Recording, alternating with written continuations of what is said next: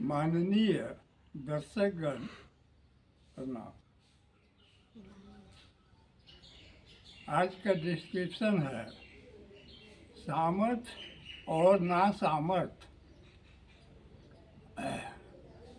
सामर्थ्य और नासामर्थ्य के बारे में कुछ कहना है। बंधुगण, सामर्थ्य तो हम तब सोचते हैं जब हमको ज्ञान होता है। बच्चा से थोड़ा बड़ा हो जाते हैं तब हमको सामर्थ्य का सोच लें कि ज्ञान होता है कि किस तरह सामर्थ्य हो, योग्य हो, इस संसार में सामर्थ्य बन के रहें, योग्य बन के रहें। और इसके पहले जो है जन्म लेते नासामर्थ्य है। और उसमें किसके पर निर्भर है? माता पिता पर निर्भर है, परिवार पर निर्भर है। पालन पोषण हो जाए वही लोग करते हैं, शिक्षा जो वही लोग दिलाते हैं।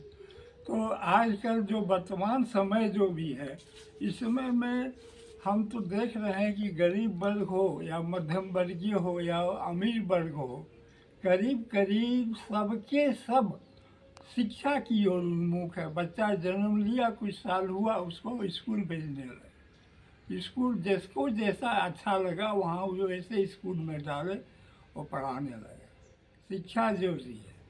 शिक्षा के बाद में उसको शिक्षा का जब प्राप्त कर लिए, कोई जरूरत भर पढ़ लिए, पढ़ाई हो गई, पढ़ाई होने के बाद फिर रोज़गार खड़ा किए। रोज़गार खड़ा करने में थोड़ा सा समय लगा। किसी को तुरंत हो गया और किसी को जो है रोज़गार चुनने में थोड़ा दिक्कत हुआ, इधर उधर किया करते करते, लेकिन धीरे धीरे सबको जो रोज़गार मिल ही जाता है, अब मिल गया। तो ऐसे स्थिति में रोज़गार मिल गया तो लोग मान लिए कि अब सामर्थ्य हो गया, अब सामर्थ्य है, रोज़गार करके अपना जीवन यापन कर सकता है, परिवार चला सकता है, बाल बच्चा भी अपना पाल सकता है। तो ये सामर्थ्य तक की बात हम बता दिए।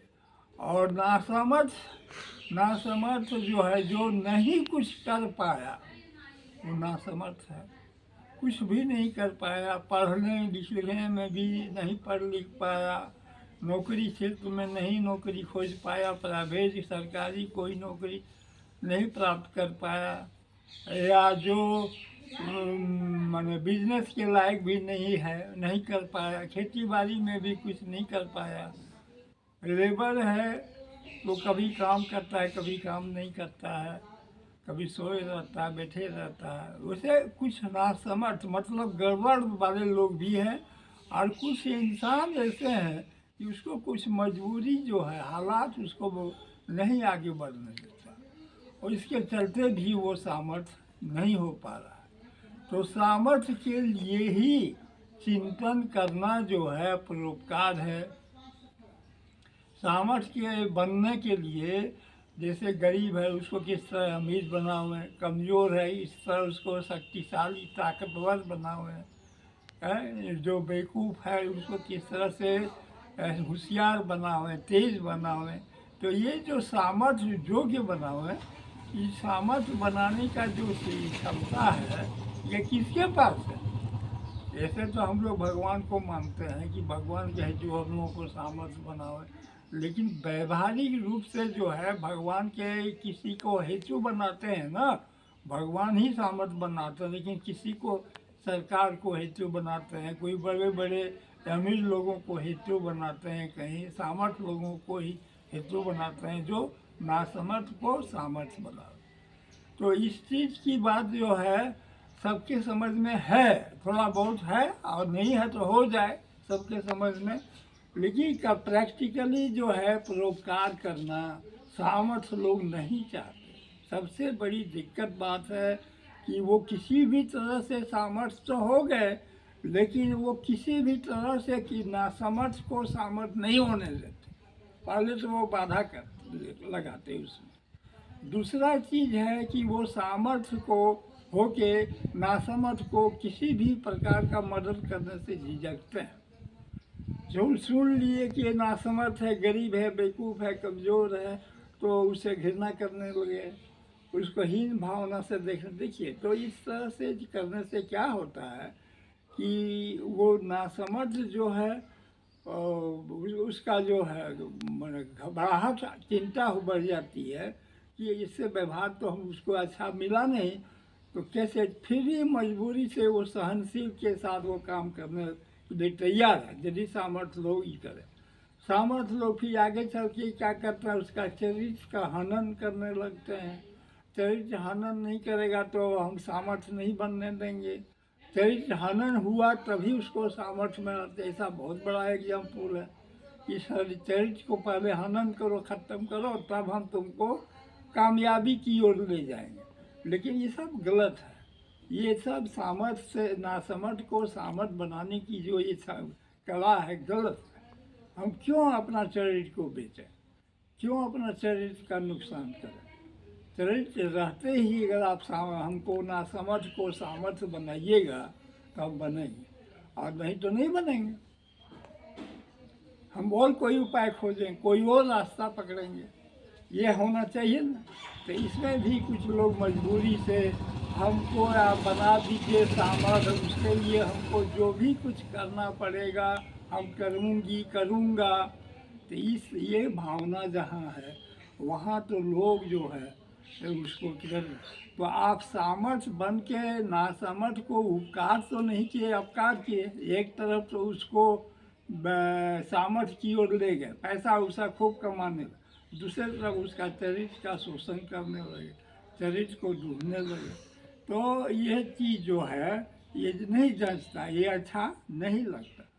क्या ये अच्छा है? आप लोग भी विचारिए, ये अच्छा नहीं है। चरित्र अगर ख़त्म कर दिया तो उसका मनुष्य ख़त्म हो गया, मनुष्य व्यक्तित्व अगर ख़त्म हो गया तो पशु पक्षी बन गया, पशु पक्षी बन गया तो बहुत सी गंदी भावना, गंदगी, पाप को गंदगी कहते हैं हम, तो गंदगी आके घुस गया, जिसके चलते उसका सब कुछ नाश हो गया, नाश होने लगा। तो इस तरह से मैं कह रहा हूँ कि सामर्थ्य बनाने और नासामर्थ्य से सामर्थ्य बनाने पर ही ध्यान लोग ज़्यादा दें, सरकार भी दें और बुद्धिजीवी दें, जो परोपकार करना चाहते हैं, भला करना चाहते हैं, ऐसे सामर्थ्य लोग भी आगे बढ़ें और उसका चरित्र की रक्षा करते हुए, इसका मोरल की रक्षा करते हुए उसको सामर्थ्य बनाएं, तब उसमें कामयाबी सफलता है दोनों तरफ। इसीलिए मैं इस चीज़ की चर्चा आप लोगों के सामने क्या विचारणीय, ये गोपनीय तो है नहीं, संसार सब आप लोगों से छिपा हुआ नहीं है, संसार के बारे में सब जानते ही हैं। तो इसको जो है ये चरित्र की प्रधानता को मैं आपको कहता हूँ कि हमारा देश हिंदुस्तान जगह है, तो हिंदुस्तान में चरित्र की प्रधानता हो और चरित्र को आगे बढ़े। चरित्र की रक्षा ही पूंजी की रक्षा है। यही हमारा देश का सबसे बड़ा आर्थिक पूंजी है, चरित्र। चरित्र है तो मेरे पास सब कुछ है, चरित्र नहीं है तो सब कुछ रहते हुए भी कुछ भी नहीं है। चरित्र नहीं है तो कुछ क्या रहेगा, कुछ नहीं है। मनुष्य नहीं है तो क्या रहा, कुछ भी नहीं है।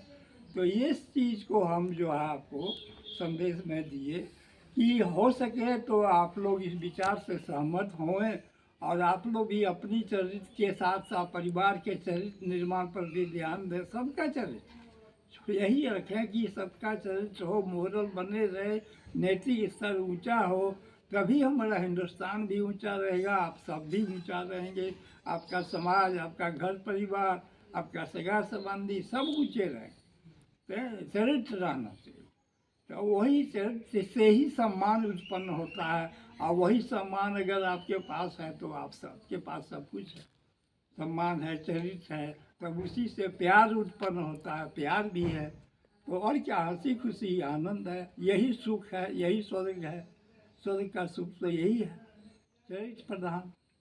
ठीक है, तो एक चीज़ मैं आपको बतला दिए। इसके बाद मैं अगला प्रवचन फिर दूंगा, फिर ऐसे ही प्रवचन दूंगा मनुष्य के चरित्र के और क्या कहते हैं धर्म अर्थ काम मोक्ष के, जो हम लोगों को कल्याण की ओर ले जाएगा, और कल्याण से ही हम लोगों को मुक्ति मिलेगी, मनुष्य जीवन सफल हो जाएगा और मुक्त हो जाएगा।